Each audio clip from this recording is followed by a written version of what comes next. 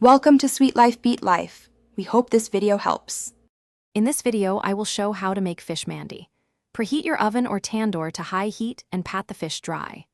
Rub the spice blend evenly over the fish, including inside the cavity, and let it marinate for at least 30 minutes.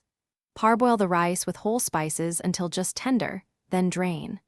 Layer the rice and fish for cooking, reserving some toasted nuts and fried onions for garnish at the end.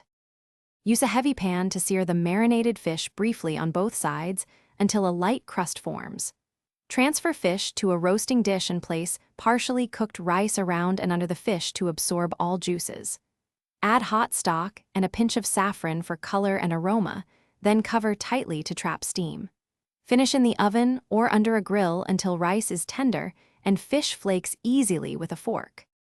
Let the fish mandi rest for a few minutes before serving so juices settle and flavors meld.